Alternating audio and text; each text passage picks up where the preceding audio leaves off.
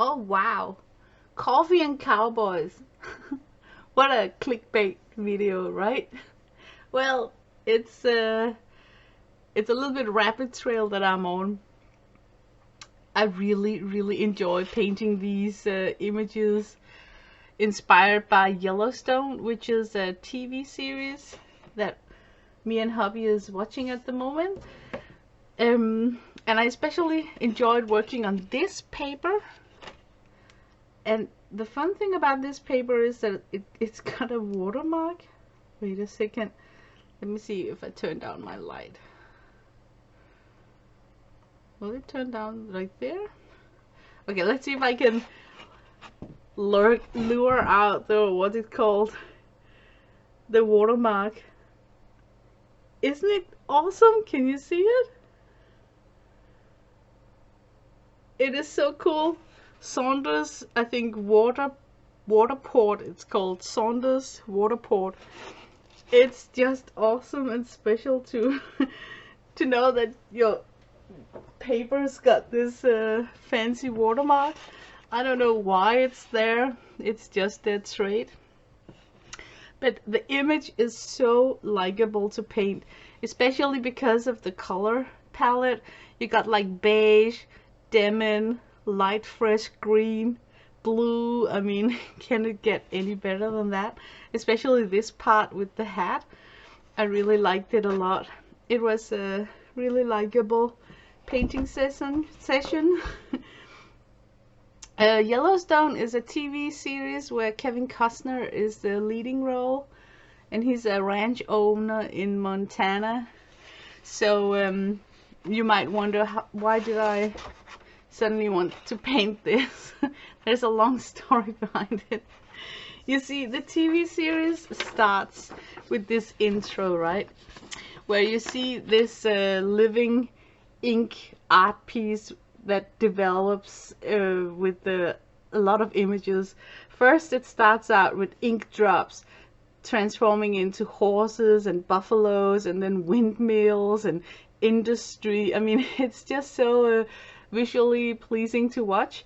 And because I have been playing around with Cindy Barron's painting techniques, that's like really intuitive painting where you let the pigments flow on the page, I immediately knew that, oh, I have to try this on an ochre background with some black ink and see if I can make some buffaloes appear in my picture, in my drawing.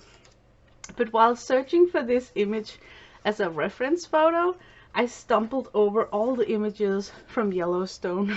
They're so beautiful. Look at this, it's so painterly, like I can imagine I would be able to do this chain of mountains using the Cindy Barron intuitive painting style. So, and this is just like a simple silhouette. So yeah, it's totally doable. I think I'm gonna work on this image also. And what's up with that cowboy hat?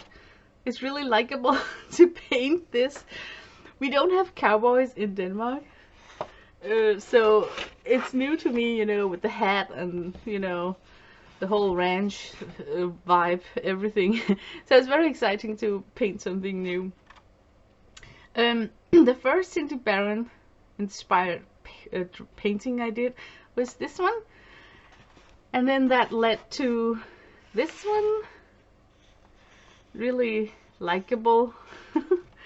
And then this one, it's a little bit difficult to see. What the hell is this? In my imagination, it's like a waterfront, and then a lake down here, and then abstract green nature on the side. I could push this further and make it more detailed, you know, but I wanted to stop right there because there is a lot of interesting areas that I would like not to cover up, because I like that it's not yet muddy. So the colors are still bright. The camera doesn't really show up the turquoise and phthalo blue hues, but they're there.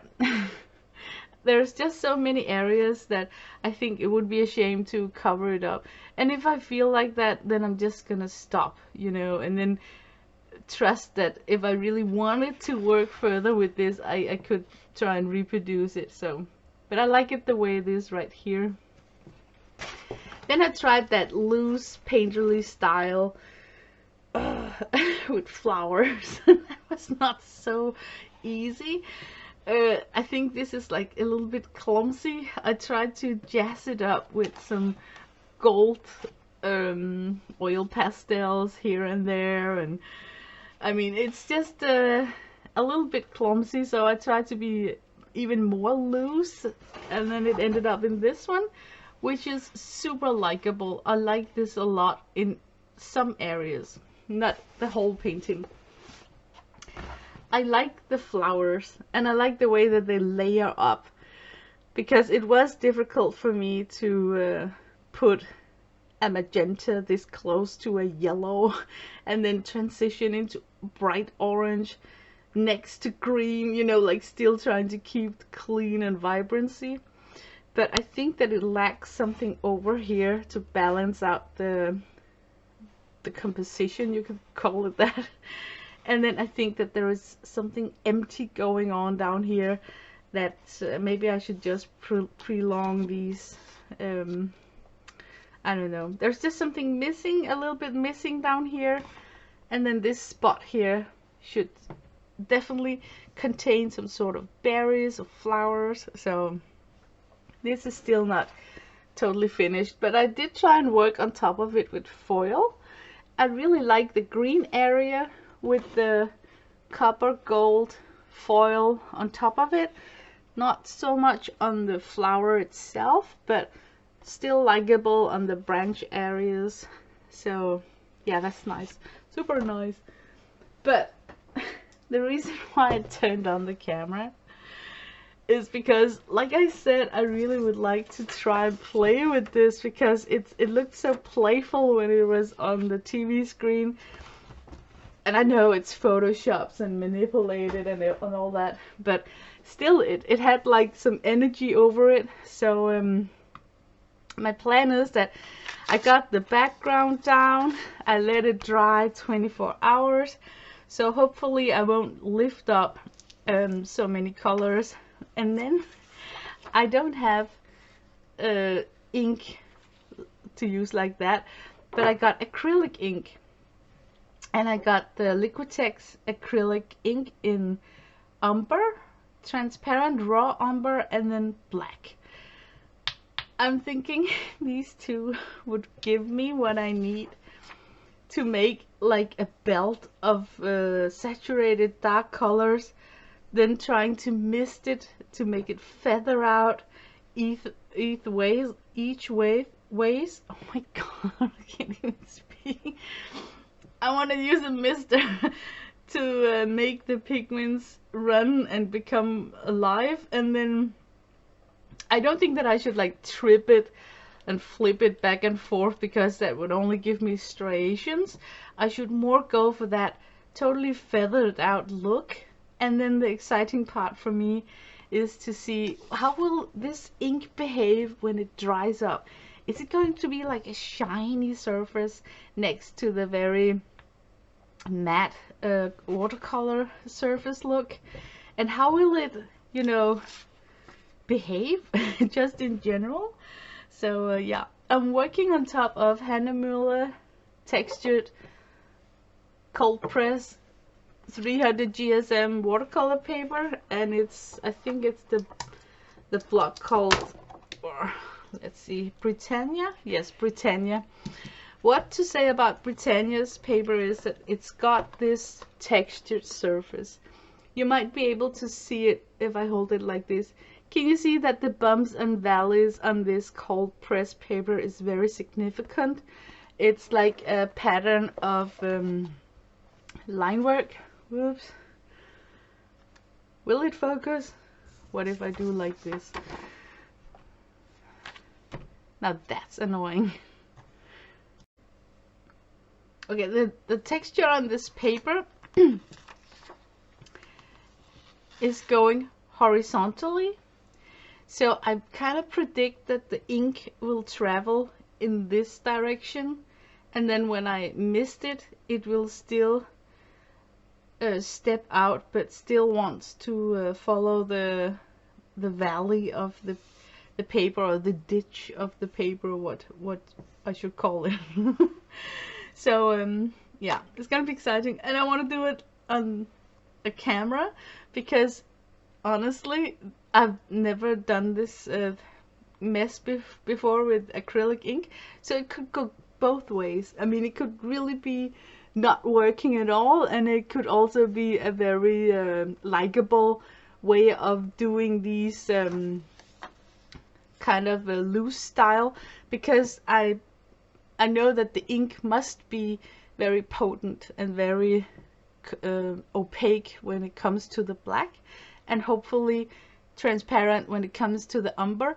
So I think it might be a way to achieve that really dark hue without using a lot of product, because if I had to layer this up with watercolors and then still hit the same dark hue when I'm doing the silhouettes of the buffaloes, I can just picture myself having to go back in, glaze. So imagine if I could do it like spontaneously in a hurry, because I don't want to fiddle with this kind of painting. It's a very spontaneous art, so let's give it a try. Okay, I'm starting up with the umber. It should be totally transparent, so it might look a little bit dark, but I really hope that I can mist it out. Let's do a tester right here. Yes, I can mist it out. Perfect. Oh, I like it a lot. Umber was the perfect ink to choose for this little buffalo painting right here. It seems to be like dark enough, so maybe I don't even need to mix it up with black. I really would like not to use black, you know. Okay, let's try and mist it with a strange angle so that I kind of mist up the pigments upwards. I like it a lot. I'm probably gonna totally ruin the binding in this acrylic ink. Let me see if I can blow it instead of adding more and more water and diluting it even more so it becomes not so dark. No, won't move like that. What if I do like this? No, won't. Really? What about the heat gun?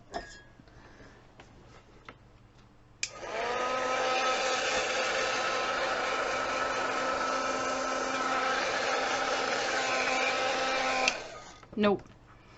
Oh, I think I need to go in with more water. I just don't like going in with too much water. Oh, my fingers.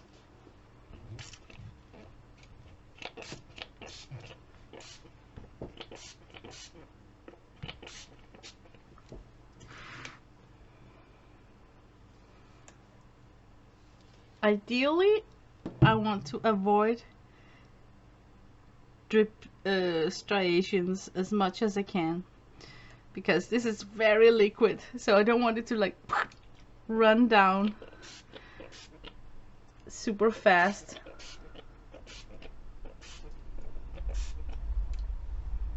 Oh, this is, if it could stop right there and then maybe do the same.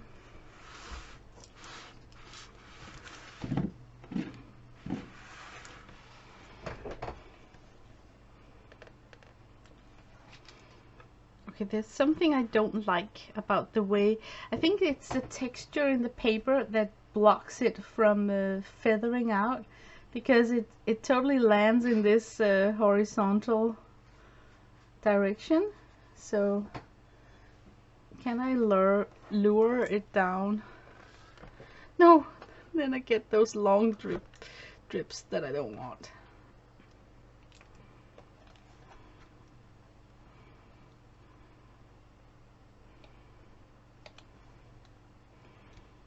Okay, I think now would be a good time to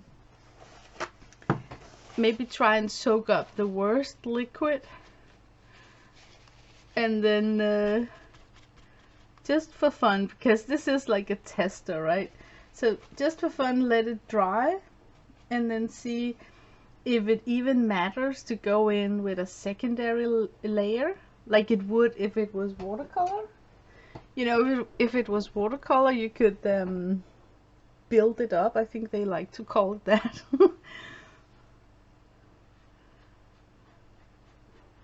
Yeah, can you see how you need that brush strokes to make the ink feather out upwards?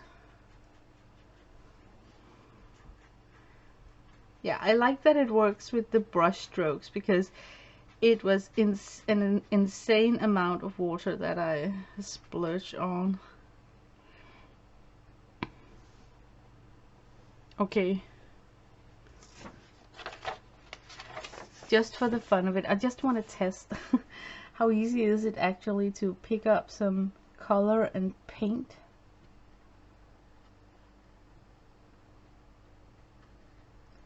Oh boy, it's actually fairly easy.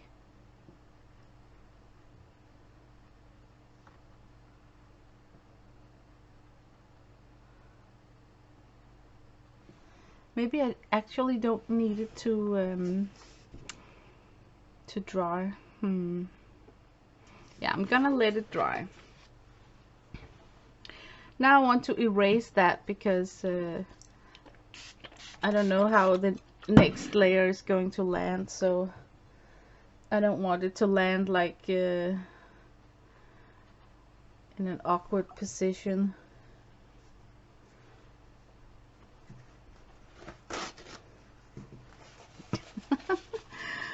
It's really difficult to speak and think at the same time because this is like new technique for me. It's still super watery. I don't know what I expected. I mean, did I really expect it to dry extremely fast just because it's acrylic? Okay, I need to be not dabbing it. Can you see how I'm lifting off the underpainting? So let me just leave this alone and then come back when it's dry. Ugh, what a mess. A little bit strange texture. It's a little bit shiny where the acrylic ink is, and then not where it's just watercolor. I don't like that I don't have like a very dark line, but maybe it actually will work to my advantage because then I can carve out some dusty silhouettes. But I'm definitely going in with more of the acrylic ink, and this time I will try a different technique. It is dry, so I'm just gonna try and add water on it first and see if I can avoid diluting it so much, because I also think that the more I dilute it, the more transparent it becomes, you know. So if I want those really dark areas, I need a non-diluted ink. So let's try again.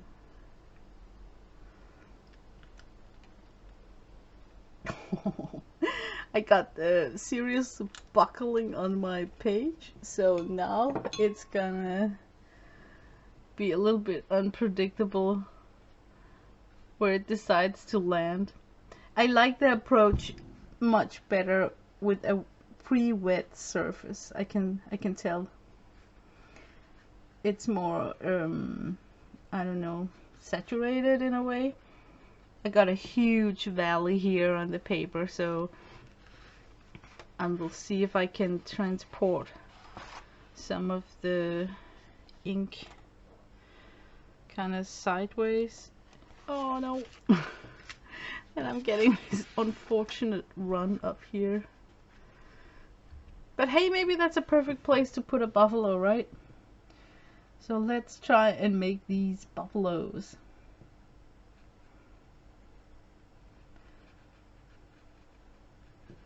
Cowboys and buffaloes. I mean, that is just the theme for this week. We got one here looking a little bit like a camel. And then now I think I should like make one on the side so you can see that raised humpback.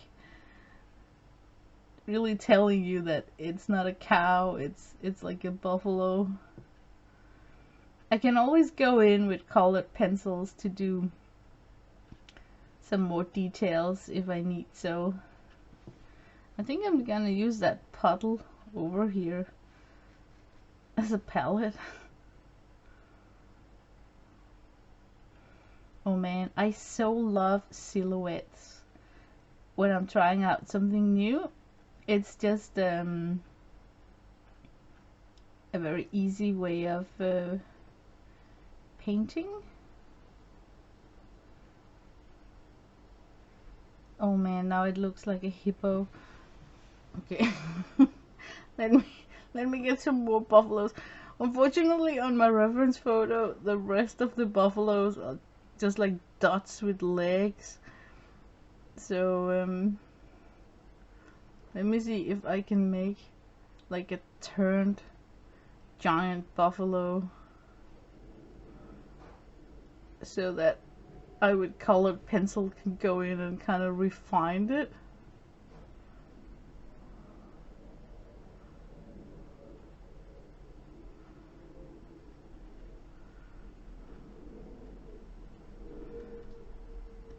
Now we got a mammoth. Oh Lord.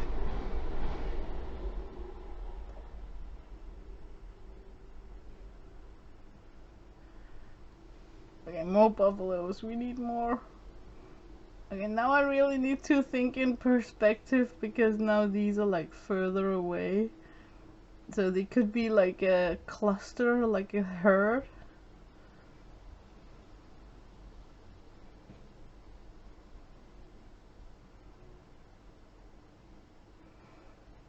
I think when I come in with colored pencils and give them like tiny skinny legs, that they would still read out as some sort of animal.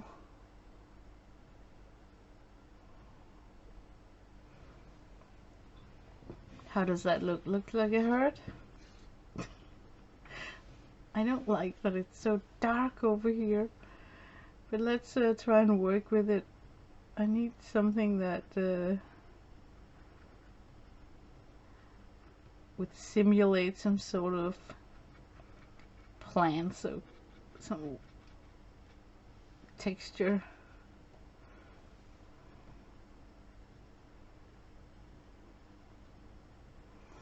Okay, I'm gonna lay down the brush.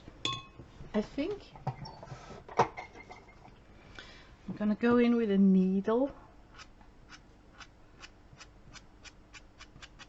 and then just gently scratch in these skinny strands of hopefully going to look like grass.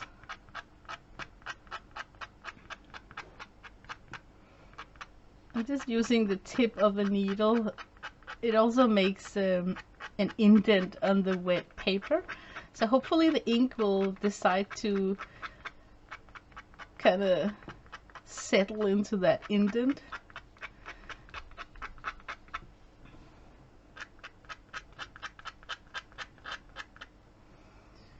I kind of hope that I could push up the pigment,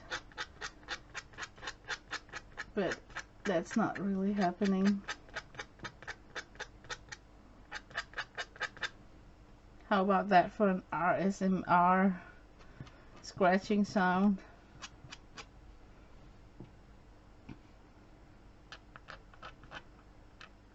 Now I'm trying desperately to make indent in the paper where the horns of the buffaloes are, but I think I need to do that with colored pencil.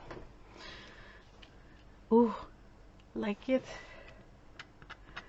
It's a little bit strange here. There's like nothing going on in my paper.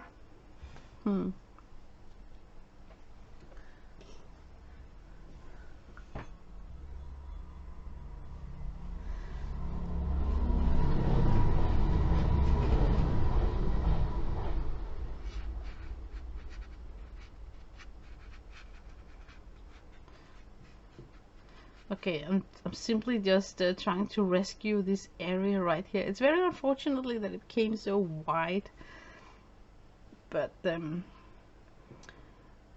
yeah, you never really can control these things.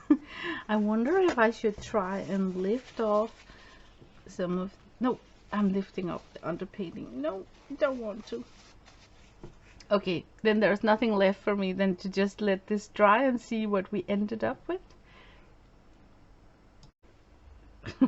Oh dear, I ended up with something that I don't think looked like buffaloes. Looked like a bunch of wild boars, like a pack of angry pumbas in the wilderness. And this one, I think I would be better off if I totally blocked this area beneath the belly. But still, it's got a funky shape. I actually was looking at this image right here, and this is what came out of it. And what the hell was I thinking about putting in the striation of grass, like a linear thing? I should have had like sporadic places to do it. Luckily I didn't like do it like all the way around. The ink is drying up with this sheen. Not so sure that I like only this partial area with this crazy sheen. So I think that I may need to go in somehow and do a wash on several other places, kind of to spread it out. All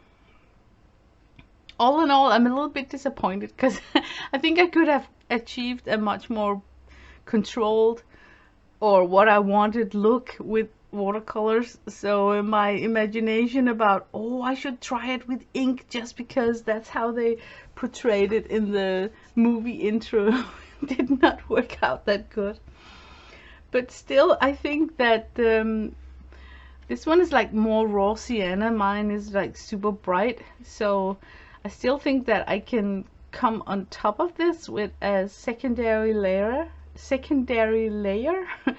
and then mix it up with that shiny ink some places. So let me try and work a little bit with that. Okay, so I finished it up. I kind of made a little bit of more sky lifting up here, and then I added in a buffalo that's encountering something, and then I needed that something.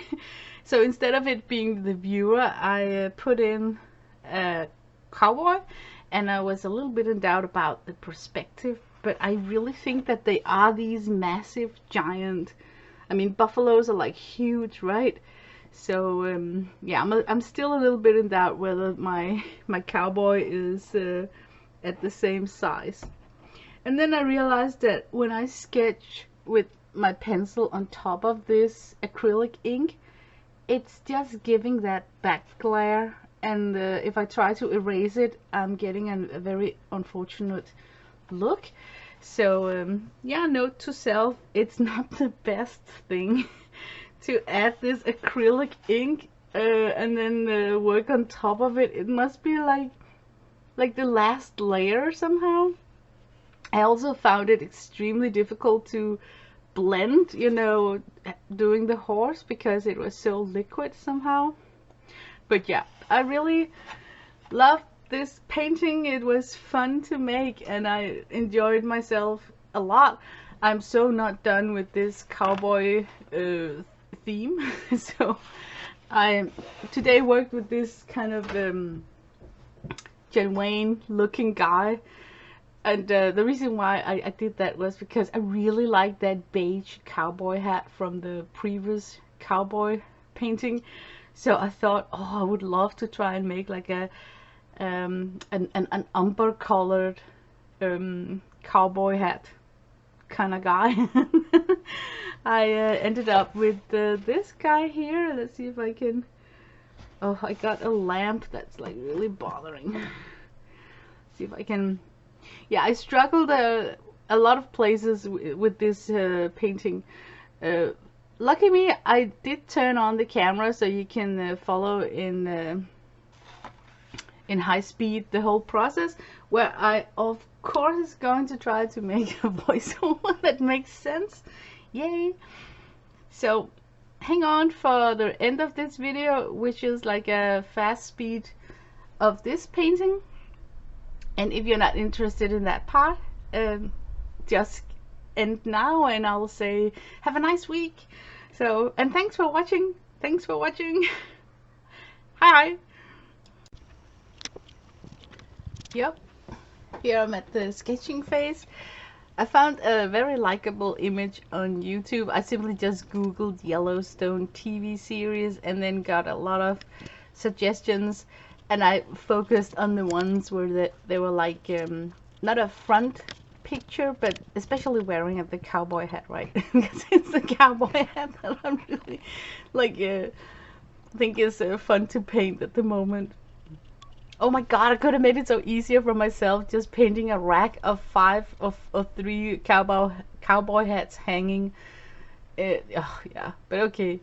On the original reference photo, of course, it's Kevin Costner, but when I sketched it up, I immediately knew that it would never ever look like him. So one of the things that if I want a very light and likable painting session is that I especially don't aim for my faces to have any similarity to the reference photo, because it kind of frees me up, you know. And by the way, most of my paintings never really look like a portrait of something recognizable. So I bet that if I showed this to my hubby, he would be like, oh, that's the guy from High Chaparral, you know, and not thinking about Kevin Costner. So, but my tip is just have fun, add in values, don't care about any kind of similarity, because it's just fun to free yourself up like that. So I'm adding paint from my palette with the grams.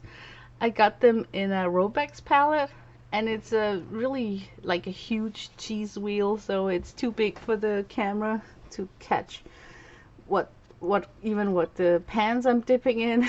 But there is a mixing tray in the center of this giant cheese wheel, so you don't really see my mixes, but I do mixes in the center of the palette, even though it looks like now when I'm watching it sped up that I'm going like straight from pan. So I'm painting on the Britannia watercolor paper, cold press from, what was it? Oh man, I already forgot. What was it? Hannah Muller, yeah. And I ran into issues. I had buckles 2 places. One was very unfortunate, if it's called that. One was really annoying.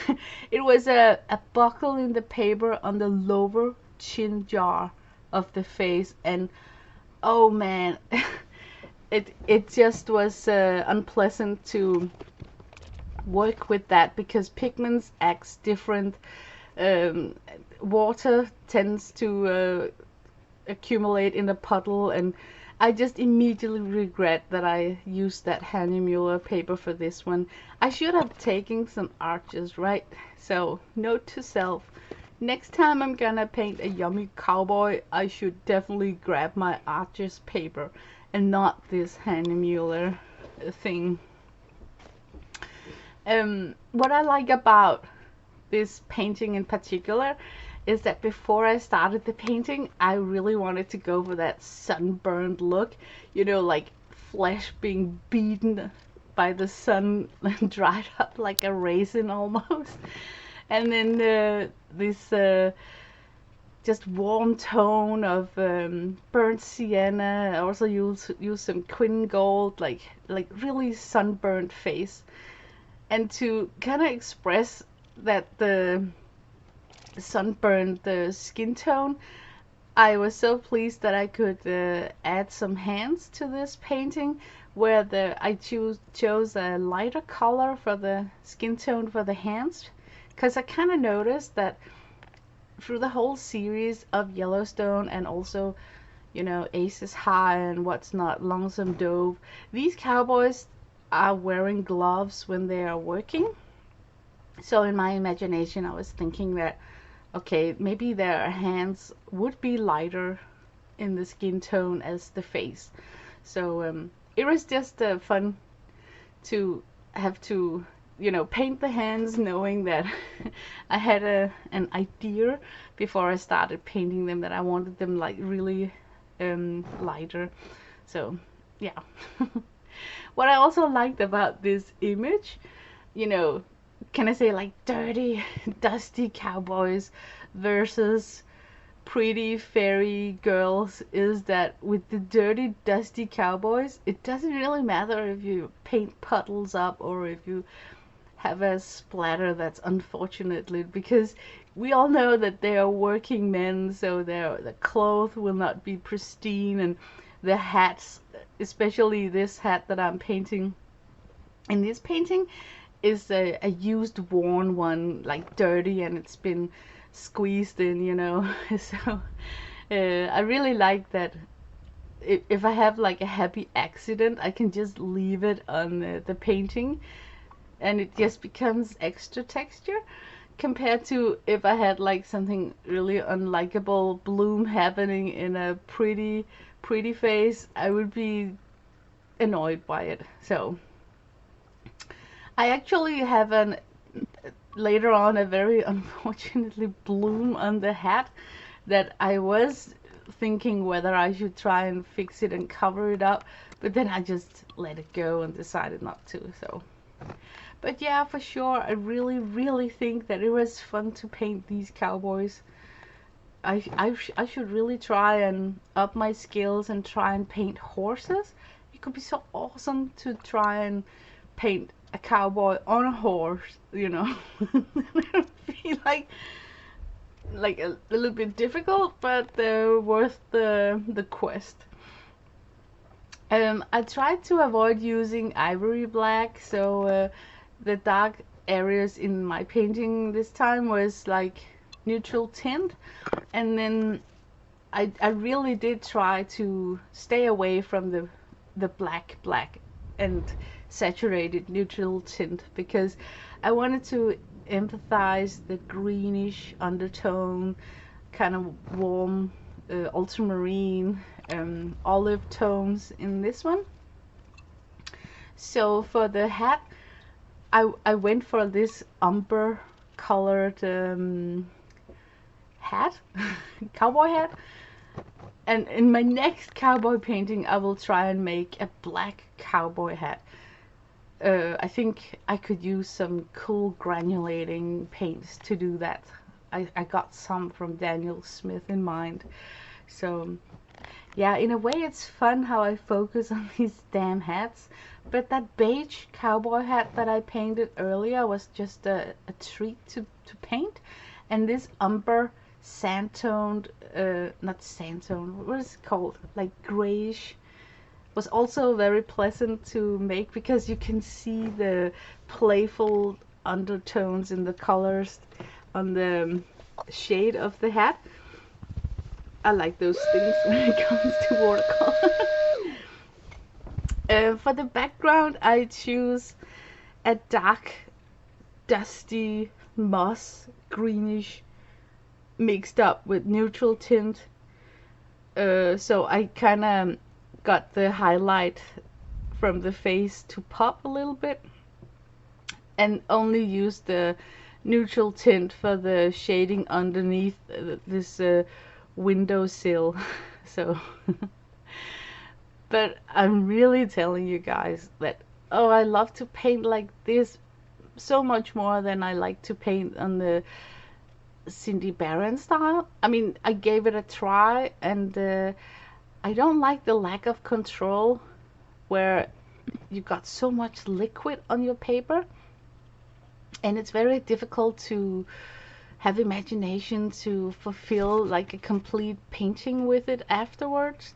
So I must say that it's been so liberating trying both styles in the same week, because I really could tell that emotional difference it is between painting something on purpose, like you follow a sketch, and then have a lot of liquid washes within that sketch, compared to that thing with the blank sheet, and then you just hoover on a ton of paint and yeah, basically pray to the gods that something will come out of this. So yeah, I think I'm kind of done with the Cindy Barron for now. And I really love this detour that I took with these cowboy images. So I might be cowboying along for the next week. So, but seriously, if you watch this long, you're like truly, truly a good friend. Thank you so much. I really would appreciate a tiny thumbs up. It always makes me smile. And left to say is only that if you're gonna do like a wet face, don't use that Hannah Mueller, because there's just different things about this paper that I discovered this week that I don't prefer, which is that linear texture it have, and the tendency to buckle in unfortunate places when it gets like oversaturated with water. So yeah. What else? I wish that I could just insert some How I Shop a Rail music to fulfill this voiceover. But thank you. Wish you a nice week. So, bye bye.